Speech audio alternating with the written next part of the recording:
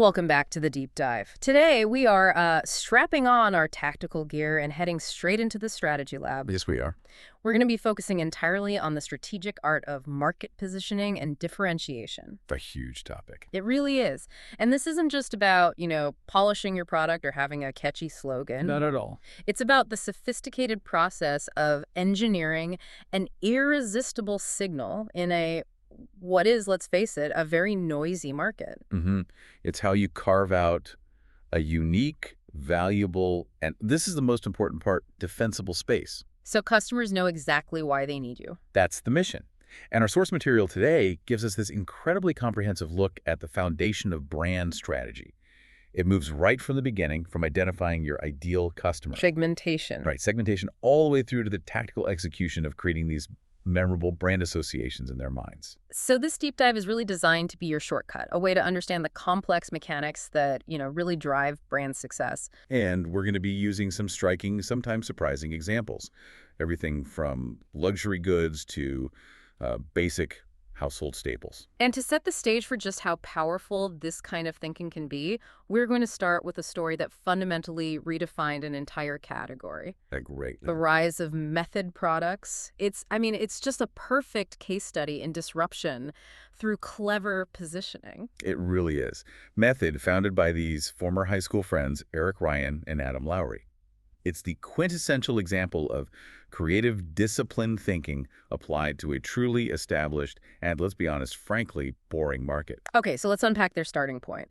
They looked at the household cleaning supplies aisle, and they recognized two crucial facts. First, it was a huge category. Hundreds of millions of dollars in sales, yeah. But second, it was, as you said, incredibly boring. Just a sea of sameness, dominated by harsh chemicals, really ugly packaging, and this whole feeling of utility and just drudgery. And that feeling, that was the gap they exploited, right? That was the gap. Yeah. Exactly. They saw a need that wasn't being met. People didn't just want clean counters. They wanted products that didn't assault their senses or, their aesthetic sensibilities. And the industrial designer they hired, Kareem Rashid, he really nailed it. He noted that the industry was speaking a 1950s language. Complicated, cluttered, and designed to be hidden away in the cleaning closet. So Method used design and fragrance as their initial weapons of differentiation. Think about that packaging. It's beautiful. It is. Sleek, uncluttered, often shaped like a piece of modern art. The source describes it as being like a chess piece. Which is perfect. It was intentionally designed to look good on the counter, not hidden under the sink. That's a total paradigm shift. And that aesthetic transformation was coupled with some really smart functional innovation, like designing the dish soap to dispense from the bottom. So you never have to turn it upside down and bang it on the counter and make a mess. It's a small thing, but it matters. It totally matters. And they paired that with these pleasant, non-chemical fragrances and bright colors. It shifted the entire positioning from harsh cleaner to pleasant home accessory. And, well, it worked. The proof is in the numbers. They crossed the $100 million revenue line with just phenomenal growth. And their big break wasn't some expensive national advertising campaign. It was strategic placement in Target. Which makes so much sense. Target is famous for partnering with designers to democratize that high-end aesthetic. Totally. That attractive packaging did all the heavy lifting. It acted as its own mini billboard right there on the shelf, successfully expressing the brand's entire positioning at the point of purchase. But here's where the strategy evolves, and this really speaks to the challenge of sustainability.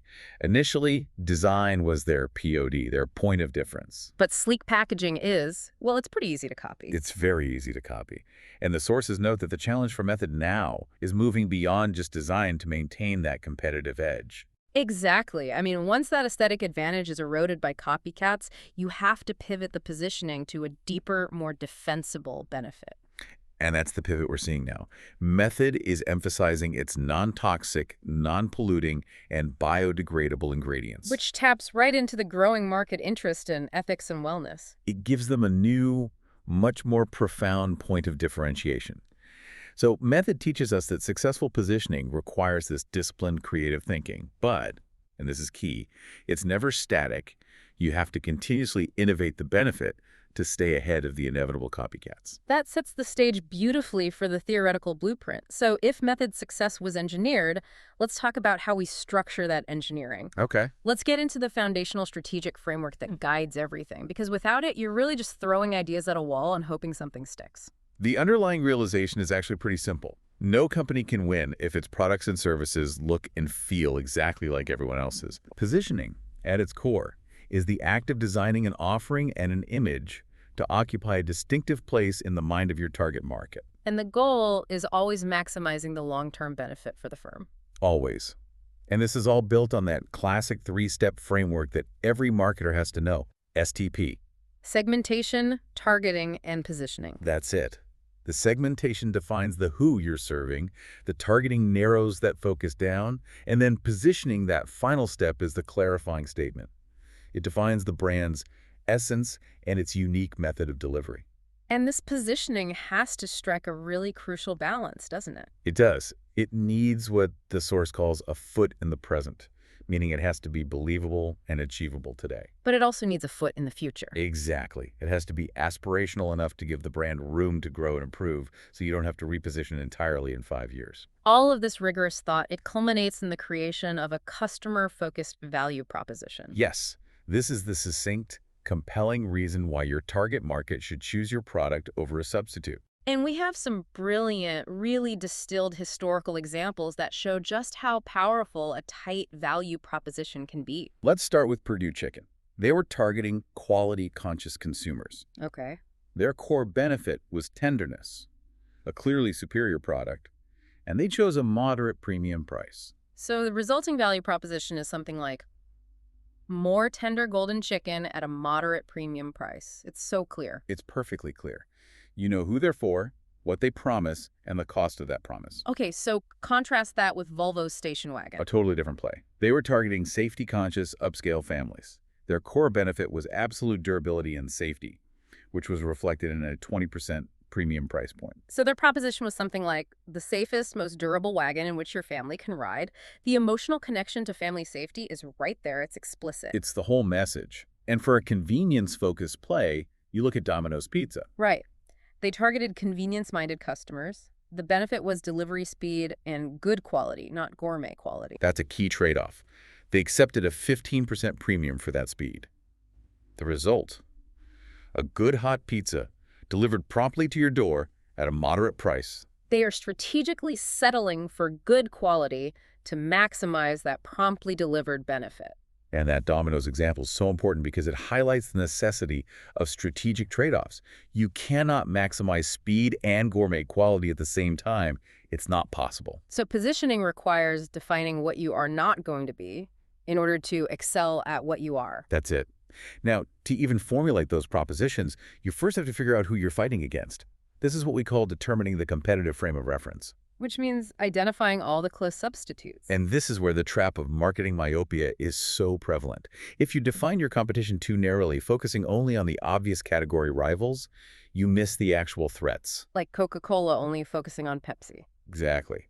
If you do that, you completely miss the broader market for satisfying thirst and caffeine needs, which includes ready-to-drink coffee, fresh juice bars, energy drinks. The entire beverage landscape. The whole thing. So the major perspective shift here is moving from the traditional industry view, which is just a group of firms offering close substitutes, to the market approach. And the market approach defines competitors as any company that satisfies the same customer need. Precisely. Think about the need for word processing. That need used to be satisfied by pencils, typewriters, correction fluid. Right. Now it's satisfied by Microsoft Word, Google Docs, or even sophisticated AI tools. So by adopting the market approach, you reveal a much broader set of actual and, more importantly, potential threats. For sure. For cell phone carriers, their competitors aren't just other carriers. They are Skype, municipal Wi-Fi, smartwatches. Because they all satisfy the need for communication and connectivity. And this reframing can itself be a genius positioning strategy. It can instantly convey credibility and seriousness. Like the Automobile Association in the UK. A brilliant example. They position themselves as the fourth emergency service, right alongside the police, fire, and ambulance. Yeah. Wow. By associating with those critical services, they instantly conveyed regency and reliability in their offering. We also see this kind of strategic framing with brands that want to elevate their entire category. Take Unilever's Bertolli line of frozen Italian food. Right. They definitely didn't want to compete with Stouffer's or lean cuisine in the freezer aisle. No. They set their competitive frame much, much higher. They positioned themselves as restaurant-quality Italian food that you can eat at home. Deliberately targeting consumers with discerning palates. And crucially, their actions matched this high frame of reference.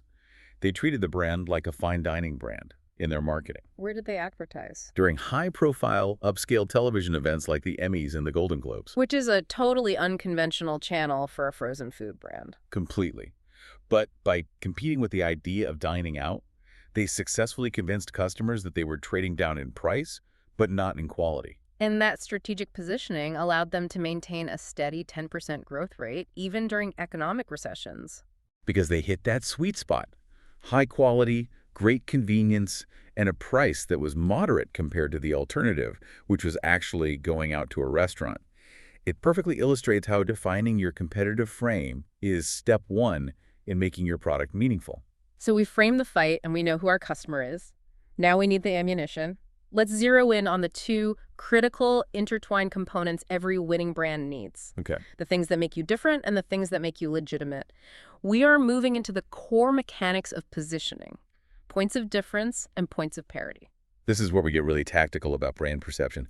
Points of difference, or PODs, are those attributes or benefits that consumers strongly associate with your brand Positively evaluate. and believe they cannot find to the same extent anywhere else.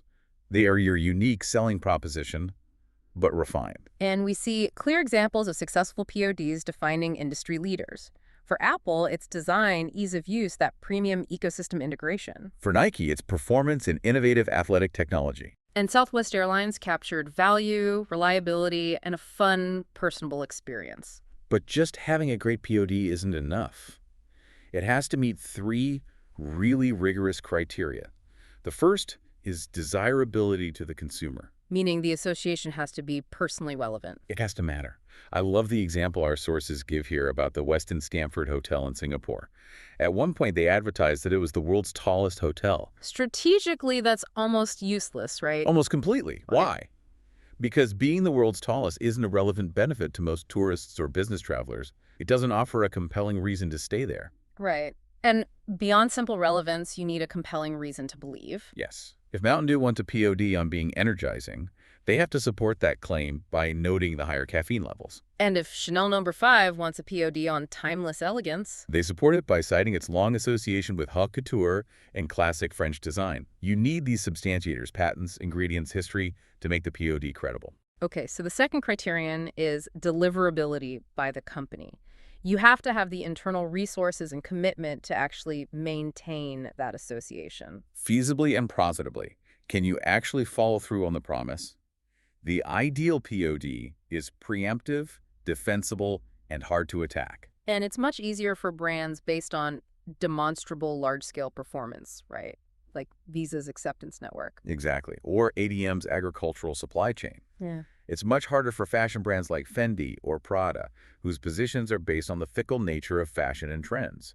The whole organization has to reinforce the desired association. And finally, the third criterion, differentiability. The POD must be distinctive and superior to competitors. The switch in the sweetened market is a classic example of this. When Splenda entered the market against Equal and Sweet and Low, What was their move?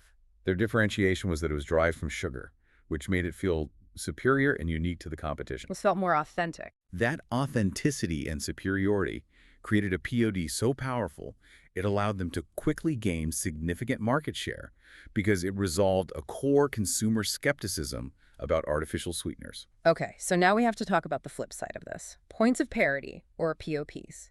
These are the associations that are not unique. They're often shared with others. So why are they so critical? Their purpose is legitimacy and credibility.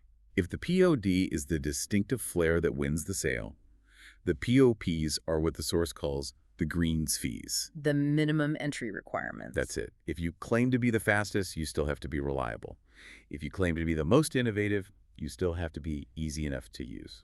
And we break these down into two types. The first are category POPs, the essential attributes that consumers see as necessary for any legitimate offering in that sector. Right. If you open a bank, you need to offer checking accounts and ATMs. And if you're a travel agency, you must be able to make reservations. These are just the expected baseline features. If you fail a category POP, you are not even considered a player in the game. The second, and often more strategic type, is competitive POPs. These are explicitly designed to overcome a perceived weakness of your brand. Or to negate a strong POD held by a competitor. This often comes up from a consumer assumption that says, if this brand is excellent at X, it must be weak at Y. So, for instance, if a brand is known for being extremely easy to use, consumers might assume it lacks advanced high-power features. You have to establish parity on that negative dimension to make your POD palatable. And nothing illustrates the tension and the strategic resolution of this better than the launch of Miller Lite. A textbook case. Miller Lite was launching the first mass-market light beer. Their desired POD was clear: health and figure consciousness. It was less filling with 1/3 fewer calories. But because consumers historically equate taste with calories and substance, that POD immediately created a competitive vulnerability. The assumption being, if it's less filling, it must taste terrible. Exactly. So their entire strategy hinged on establishing a competitive POP on taste. They spent significant resources ensuring the message tastes great, was credible, and widespread. And they did this with those famous campaigns featuring former professional athletes. Guys known for their toughness and, presumably their taste in beer, humorously debating the merits. It was psychological warfare. The underlying argument was, these credible, manly spokespeople wouldn't drink a bad-tasting beer. Therefore, the taste must be good enough. They use humor and credibility to bridge that gap between their unique, featureless filling and the category requirement tastes great. And that successful conflict resolution was captured perfectly in the tagline. Everything you've always wanted in a beer, and less.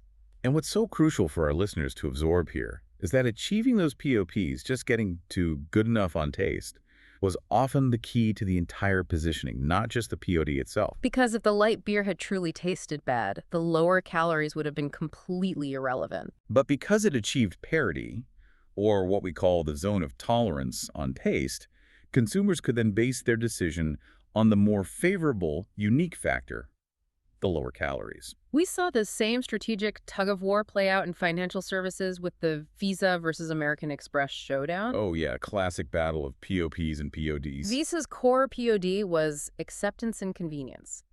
Their initial strength was their vast network, which was captured by that slogan, "It's everywhere you want to be." American Express, on the other hand, built its equity on prestige and cachet, charging a higher annual fee to maintain that sense of elite membership. So Amex saw Visa's wide acceptance as a threat to its core purpose. I mean, if you can't use the card, the prestige is kind of worthless. Totally. So Amex launched a competitive POP strategy. They increased merchant acceptance dramatically, including iconic moves like partnering with Walmart. And they also reinforced their cachet POD through those powerful celebrity ads with figures like Jerry Seinfeld and Beyoncé. And Visa countered.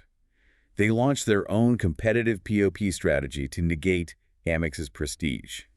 They introduced gold and platinum cards. And that former slogan, "It's everywhere you want to be," began to reinforce acceptability and subtly suggest exclusivity. By showcasing aspirational travel locations that accepted only Visa, they essentially forced Amex to fight on their turf, making the competition's advantage less salient. It's an ongoing dynamic battle where you are constantly shoring up your weaknesses while simultaneously attacking your competitor's core strength by achieving parity where they once held the advantage. That's modern brand strategy in a nutshell. The Amex and Visa battle really shows what happens when competition is intense, but what happens when competition is so diverse that you're fighting on multiple fronts at once and your entire positioning feels fractured. That leads us into what we can call advanced positioning tactics. And the great example here is Starbucks. Right. They face quick-serve restaurants like McDonald's, packaged supermarket coffee brands like Folgers, and thousands of independent local cafes. It's a hugely diverse competitive set.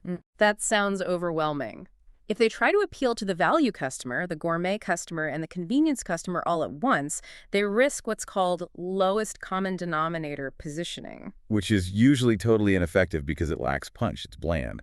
So you have to prioritize when the competitive frame is that broad. How do you do that? You have to prioritize based on the consumer need you want to dominate. For Starbucks, they had to be selective. If they focus on quick-serve restaurants, their PODs are quality and experience, but their POPs have to be convenience and an acceptable price. Okay, but if they focus on supermarket brands? Then their PODs shift to freshness and that third-place experience, while their POPs are, again, convenience and a price point that makes the at-home product feasible. And sometimes a brand can attempt to be successful in multiple frames of reference at once using a strategy that sounds pretty risky.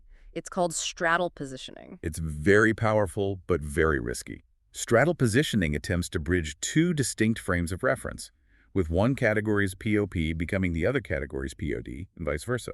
It expands market coverage, but it carries a high strategic burden. A very high burden. Let's look at the two classic straddles. First, Subway.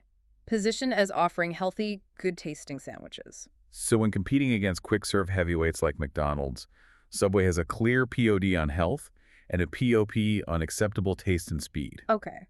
But when they're competing against dedicated health food cafes, The script flips. Their POD shifts to taste and speed, while their POP is now health. They're trying to offer the best of both worlds: convenient, quick, and relatively healthy. the original BMW positioning in the US is even more elegant. It really is. When they entered the American market, they realized U.S. luxury cars, like a Cadillac, lacked performance. And US performance cars, like a Corvette, lacked luxury. So BMW positioned itself as the only automobile offering both luxury and performance. Against the Corvette, they had a POD on luxury and a POP on performance. And against the Cadillac, they had a POD on performance and a POP on luxury. They created a new umbrella category, luxury performance cars. And the simple, powerful slogan, "The ultimate driving machine," perfectly captured that new, uncontested straddle position.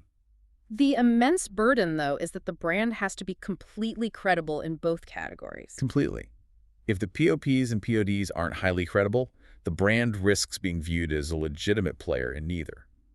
The source points to early PDAs, personal digital assistants, that tried to bridge pagers and laptop computers. And they failed because They were too complicated to be great pagers and too weak to be effective computers. They died off because the straddle wasn't believable. the complexity only increases when we deal with what are called negative correlations. This sounds like a huge strategic headache. It is. It's when consumers want to maximize two attributes that they mentally believe are opposed to each other. High low price and high quality. Or a cleaning product that is efficacious and mild.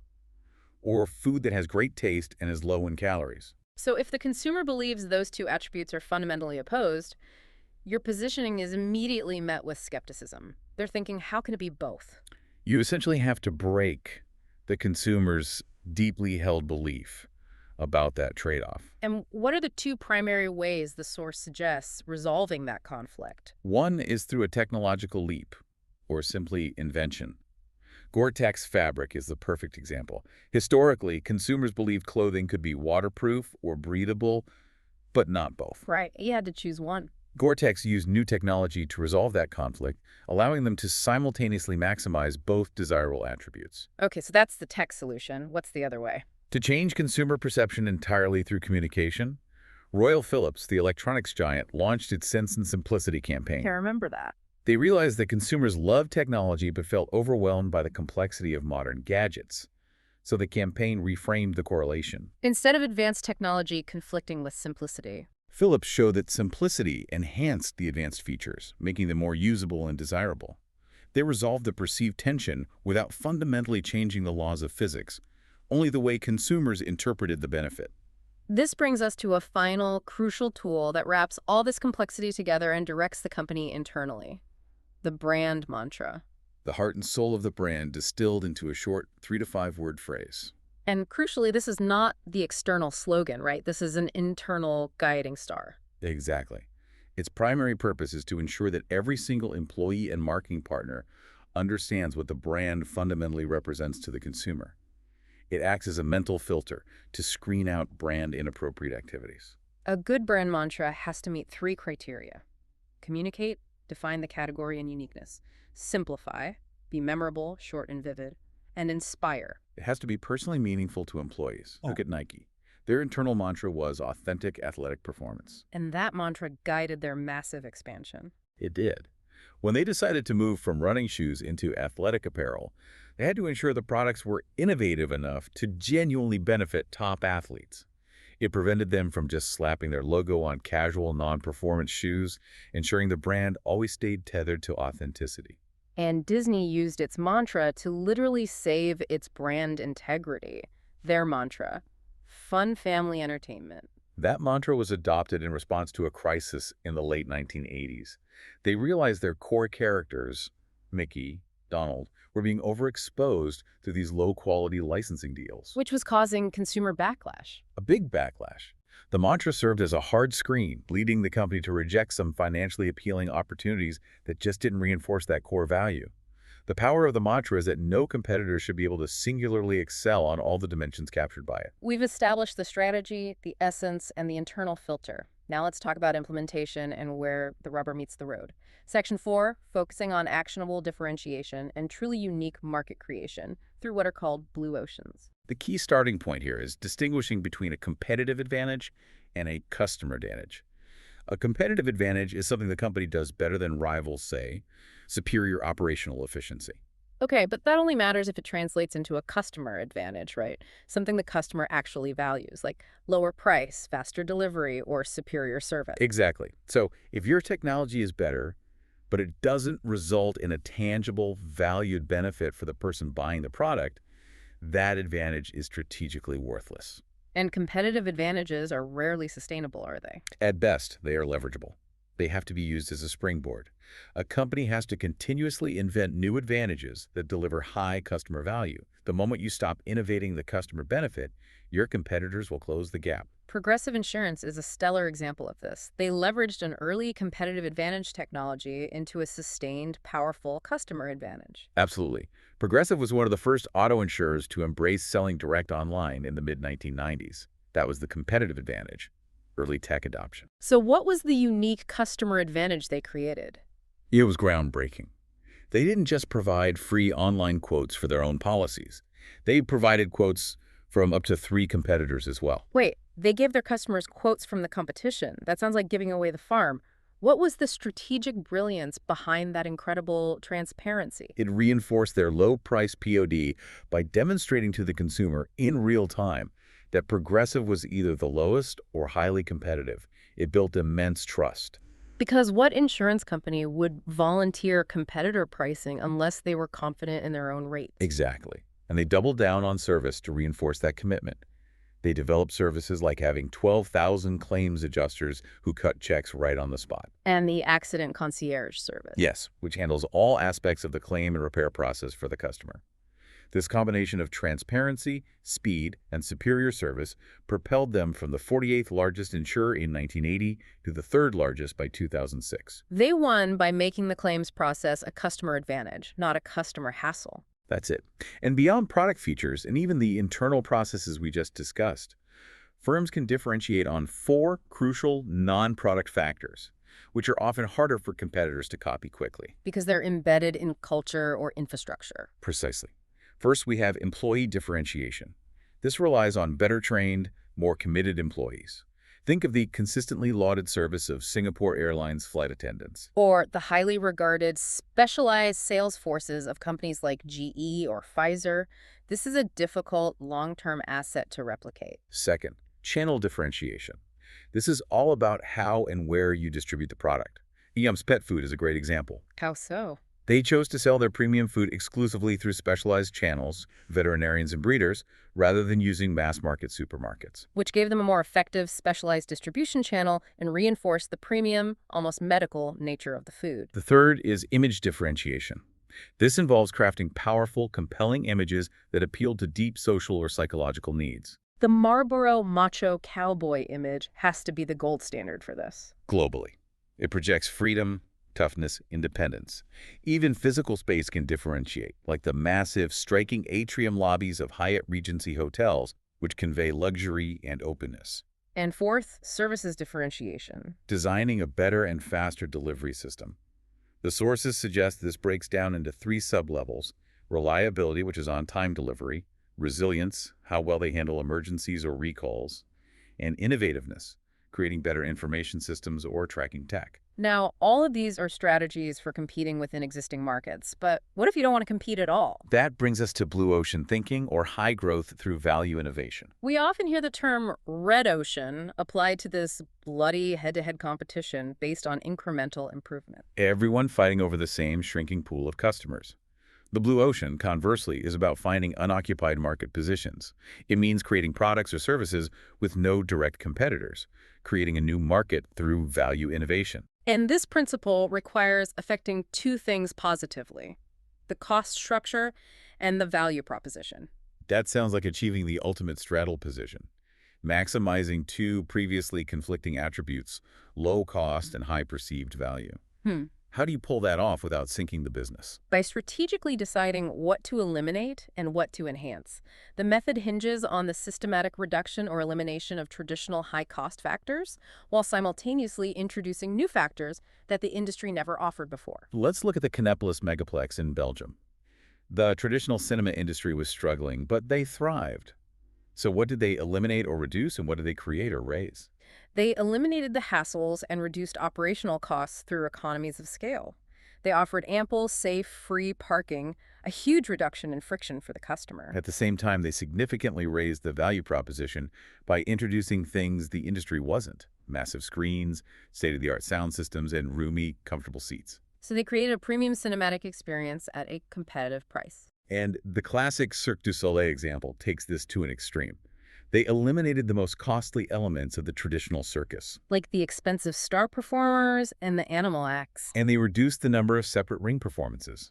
But they raised the artistry and the theatrical storyline. They created a sophisticated, high-art narrative experience that appealed to a new, older, more upscale audience who wouldn't normally attend a traditional circus. They engineered a product with high perceived value, but a fundamentally lower cost structure than their competitors. And this whole powerful concept is guided by 4 questions every strategist should ask. What factors should we eliminate? Reduce, raise, and create. By mapping your current industry against those 4 questions, you can chart an uncontested path. That structured approach to strategy is essential, but human decision-making is often driven by something much deeper than rational choice. Very true. Let's move into Section 5 and discuss the power of emotion, brand maintenance, and the real-world performance of iconic brands. Absolutely. Strong brands recognize that building on performance advantages is the prerequisite. But the ultimate, most defensible advantage is striking a deep emotional chord.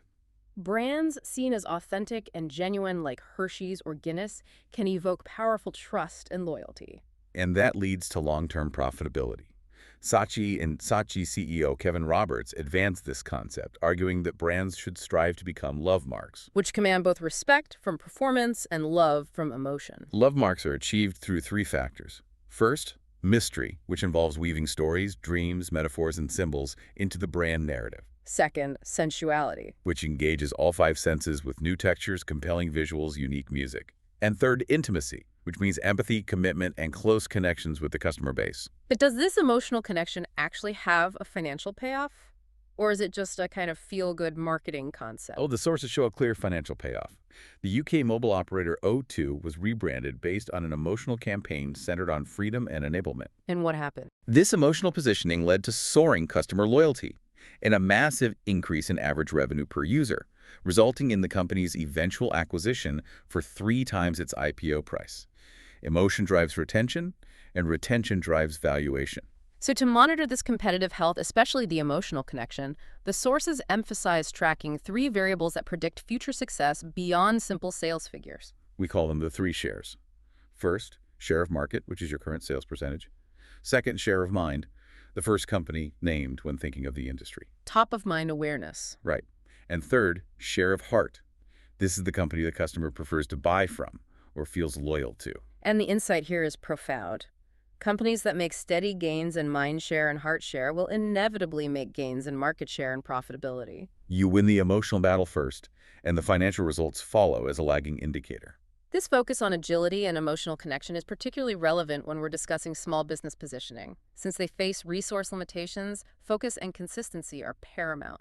They need to find ways to creatively conduct low-cost marketing research, maybe partnering with local universities for course projects, and focus intensely on building one or two strong brands based on one or two key associations. Like Volcom, they were able to compete against massive surf and skate brands by focusing entirely on a single, powerful credo. Youth against establishment. That clarity allowed them to build a highly focused, loyal niche. And the ultimate low-cost strategy is building buzz and a loyal brand community. Glosso's Vitamin Water launched in 1998. A great example. They focused intensely on clever marketing and celebrity endorsements like 50 Cent and Jennifer Aniston, eventually selling for $4.2 billion, primarily on the strength of that focused buzz. And nothing demonstrates community loyalty like Mozilla Firefox. They compete directly with giants like Microsoft and Google by relying on a massive community of 10,000 volunteer coders. The passion of their fans was such that they literally carved a 30,000 square foot logo in an oat field outside Salem, Oregon. That kind of passion is a formidable, zero-cost competitive advantage. Let's wrap up by analyzing two high-level case studies that illustrate these principles of positioning, maintenance, and strategic risk. We'll start with the epitome of luxury, Louis Vuitton. LV, founded in 1854, is globally synonymous with luxury, wealth, high quality, and premium status. Its signature monogram and demier canvas are unmistakable. And its positioning is built on the absolute highest quality. They still spend up to 60 hours making one piece of luggage by hand, upholding that commitment to craftsmanship as their ultimate substantiator for their quality POD. To maintain that incredible cachet and exclusivity, they employ extremely tight control over their distribution channels. Absolutely. They sell only through authentic LV boutiques and upscale locations, and critically, their prices are never reduced, never discounted. And that controlled channel reinforces exclusivity. The moment a luxury brand allows widespread discounting, its core POD of status and prestige is it's irreparably damaged. It's gone. But that status attracts a huge strategic threat: counterfeiting. For a brand built entirely on exclusivity, how does LV maintain its prestigious image against that constant dilution? Counterfeiting is a direct assault on their positioning. It is. LV employs a full legal team and investigative agencies to fight it globally, viewing the defense of their image as a core business function, not just a legal expense. And even while maintaining that classic positioning, they have to stay fresh. They do. They break tradition by using high-fashion celebrities like Madonna, but they also introduce the Core Values campaign featuring non-traditional figures like Mikhail Gorbachev and Buzz Aldrin to communicate that their values transcend just fashion. Now let's pivot to American Express, a brand defined by prestige and service in financial services. Amex's pillars, prestige, trust, security, and outstanding customer service have these deep historical roots, starting with travelers' checks back in 1891. They maintain their elite status by charging a higher annual fee than competitors and referring to their customers as card members, which reinforces that feeling of an elite club-like membership. Their tagline, "Don't leave home without it," perfectly captured that unique synergy of trust and travel-focused service. But like all powerful brands, they had to evolve without eroding their core. And they did this by expanding beyond their core affluent consumer base with targeted offerings. They launched the Blue Card, targeting younger, tech-savvy consumers with a hip image and no annual fee. And on the other end of the spectrum, they introduced the Centurion Black Card for the most elite clientele, offering unparalleled service like a 24-hour concierge. They managed to extend their reach without fundamentally undermining the prestige of the traditional gold and platinum products. And in the face of pressure from Visa and MasterCard in the small business segment, they executed a classic competitive POP move. They launched Open, the small business network. This allowed them to compete in a frame of reference, small business services, where they were previously weak, effectively neutralizing the competitive advantage held by their rivals. The final lesson from Amex, however, is a cautionary tale about strategic coherence. During the 2008-2009 recession, they ran into major financial trouble. Why was that? The company had grown too fast, and it moved away from its core strategy of targeting low-risk, affluent consumers who typically paid their balances in full. They'd expanded into newer products that allowed revolving debt. A high-risk deviation from their established positioning. This shift hurt their bottom line significantly through increased default payments and credit losses when the economy turned. It proved that even with a high-value, highly admired brand, A strategic deviation from your core positioning pillars in pursuit of volume can cause major financial instability. Coherence is currency. It really is. That was an incredibly dense and rewarding deep dive into the engineering of brand success.